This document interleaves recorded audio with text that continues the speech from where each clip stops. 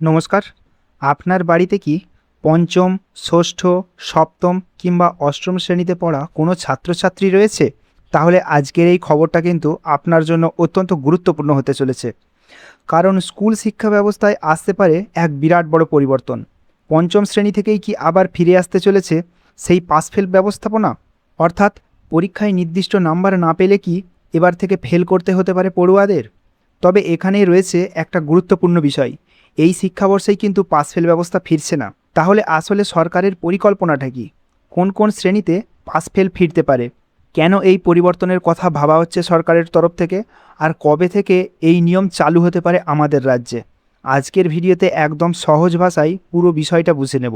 তাই আপনি যদি স্কুলে পড়েন, অথবা আপনার ছেলেমেয়ে যদি স্কুলে পড়ে, অথবা আপনার পরিবারে যদি কোনো পড়ুয়া থেকে থাকে, তাহলে অন্তত তাদের কথা ভেবে আজকের ভিডিওটা অবশ্যই শেষ পর্যন্ত দেখবেন। আর চ্যানেলে নতুন হলে এখনই এই আপডেট ইউটিউব চ্যানেলটিকে সাবস্ক্রাইব করে নেবেন এবং পাশে থাকা বেল আইকনে ক্লিক করে রাখবেন, যাতে এই রকম ধরনের সমস্ত গুরুত্বপূর্ণ আপডেট টাইম টু টাইম আপনারা পেয়ে যেতে পারেন।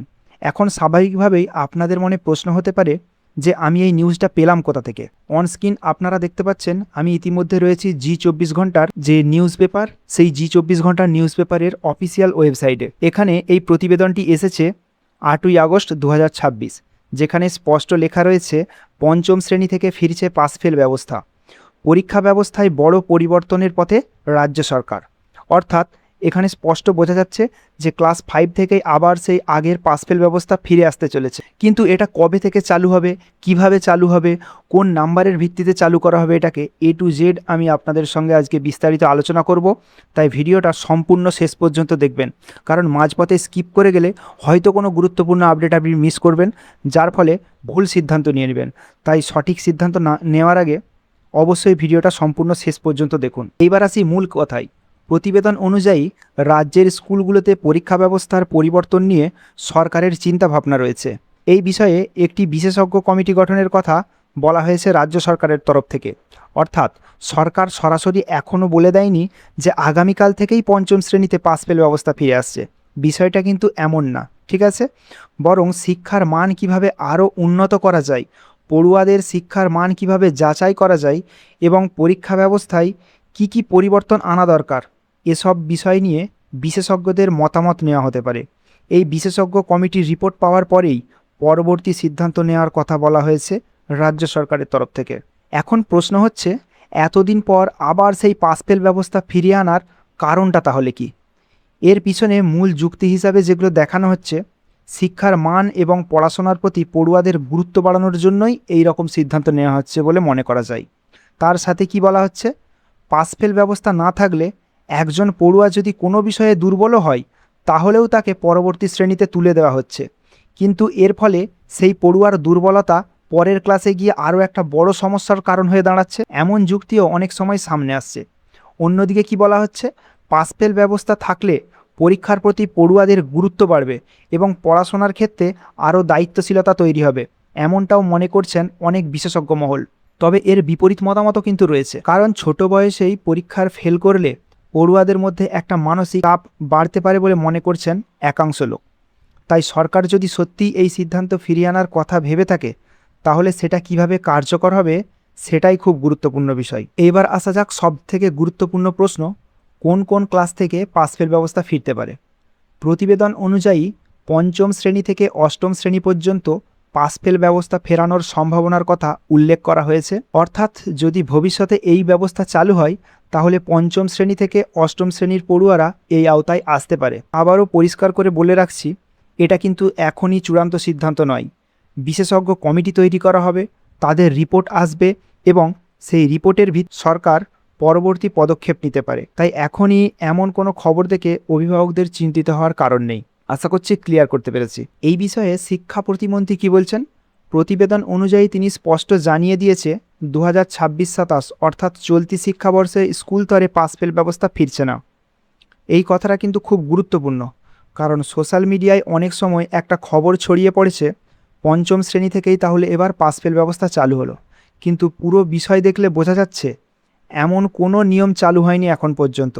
বরং আগামী শিক্ষাবর্ষগুলিতে পাস ফেল ব্যবস্থা ফিরিয়ে আনার বিষয়ে সরকার চেষ্টা করছে। আর এই কারণেই বিশেষজ্ঞ কমিটি তৈরির পরিকল্পনা করা হচ্ছে রাজ্য সরকারের তরফ থেকে। এখন স্বাভাবিকভাবেই প্রশ্ন হতে পারে, এই বিশেষজ্ঞ কমিটি কেন গুরুত্বপূর্ণ? এখন ধরুন সরকার পাস ফেল ব্যবস্থা ফিরিয়ে আনতে চায়, তাহলে শুধু একটা ঘোষণা করে দিলেই তো আর কাজ হয়ে যাবে না।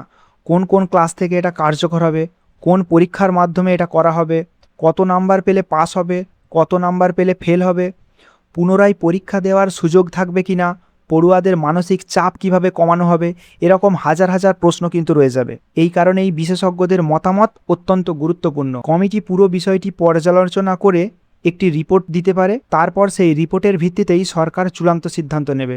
তাই এখনই কোনো নির্দিষ্ট নিয়ম বা পাসের নাম্বার নিয়ে নিশ্চিতভাবে কথা বলা ঠিক হবে না। এখানে থাকছে আরও একটা গুরুত্বপূর্ণ বিষয়, নতুন সিলেবাস সম্পর্কে কি বলা হচ্ছে। প্রতিবেদন অনুযায়ী নতুন পাঠ্যক্রম বাস্তবায়নের জন্য ইতিমধ্যেই সিলেবাস কমিটি গঠন করা হয়েছে।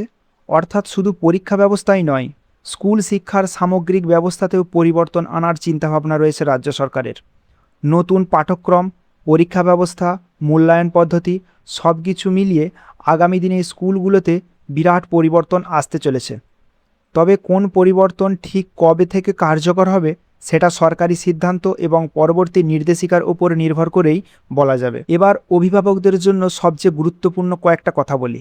আপনার সন্তান যদি বর্তমানে পঞ্চম, ষষ্ঠ, সপ্তম কিংবা অষ্টম শ্রেণীতে পড়ে, তাহলে এই খবরটি দেখে এখনই আতঙ্কিত হওয়ার কোনো কারণ নেই। কারণ প্রতিবেদন অনুযায়ী 2026-27 শিক্ষাবর্ষে পাস ফেল ব্যবস্থা ফিরছে না, এটুকু আপনি নিশ্চিত থাকুন। ভবিষ্যতে যদি নিয়ম পরিবর্তন করা হয় তাহলে অবশ্যই সরকারিভাবে নির্দেশিকা প্রকাশ করা হবে। সেখানে পরিষ্কারভাবে জানানো হবে কোন কোন শ্রেণী থেকে এই নিয়ম লাগু হবে, কোন পরীক্ষা হবে, পাসের নিয়ম কিভাবে হবে, ফেল করলে কি হবে এবং কবে থেকে নতুন নিয়ম কার্যকর হবে। তাই শুধুমাত্র সোশ্যাল মিডিয়ার পোস্ট বা অসম্পূর্ণ খবর দেখে এখনই কোনো সিদ্ধান্ত নেবেন না। তাহলে চলুন এই পুরো যে এতক্ষণ বিষয়টা আপনাদের বুঝিয়ে বললাম, এটা একটু সামারাইজড করে আরেকবার জানিয়ে দিই। প্রথমত, 2026-27 শিক্ষাবর্ষে পাস ফেল ব্যবস্থা ফিরছে না, ক্লিয়ার। দ্বিতীয়ত, আগামী শিক্ষাবর্ষগুলোতে পাস ফেল ফিরিয়ে আনার চেষ্টা চলছে রাজ্য সরকারের তরফ থেকে। 3 নম্বর পয়েন্টে, এই বিষয়ে একটি বিশেষজ্ঞ কমিটি গঠন করার পরিকল্পনা রয়েছে রাজ্য সরকারের তরফ থেকে। 4 নম্বর পয়েন্টে, কমিটির রিপোর্ট পাওয়ার পর সেই অনুযায়ী পরবর্তী সিদ্ধান্ত নেওয়া হতে পারে। এবং পঞ্চম ও সর্বশেষ যে আপডেট, নতুন পাঠ্যক্রম অর্থাৎ সিলেবাস এবং পরীক্ষা ব্যবস্থায় পরিবর্তনের সম্ভাবনা রয়েছে। তবে সবচেয়ে গুরুত্বপূর্ণ কথা, এখনও চূড়ান্ত সিদ্ধান্ত ঘোষণা করা হয়নি। তাহলে এই বিষয়ে আপনার কি মতামত? পঞ্চম শ্রেণী থেকে আবার কি পাস ফেল ব্যবস্থা ফিরিয়ে আনা উচিত, নাকি ছোট বয়সে পড়ুয়াদের ওপর পরীক্ষার চাপ বাড়ানোটা ঠিক হবে না? আপনার মতামত অবশ্যই কমেন্ট সেকশানে কমেন্ট করে জানান। আর এই খবরটা আপনার পরিচিত কোনো অভিভাবক বা স্কুল পড়ুয়ার জন্য যদি গুরুত্বপূর্ণ মনে হয়, তাহলে ভিডিওটি তাদের সঙ্গে শেয়ার করতে পারেন। কারণ নতুন নিয়ম পরিবর্তন হলে আগে থেকে জানাটা অত্যন্ত গুরুত্বপূর্ণ। আর ভবিষ্যতে সরকারিভাবে নতুন নির্দেশিকা, নোটিশ বা আপডেট প্রকাশ হলে আপডেটিভ ইউটিউব চ্যানেলে আমরা সেটি সহজ বাংলা ভাষায় আপনাদের জানিয়ে দেব। তাই চ্যানেলটি যারা এখনও সাবস্ক্রাইব করেননি, এখনই সাবস্ক্রাইব করে দিন।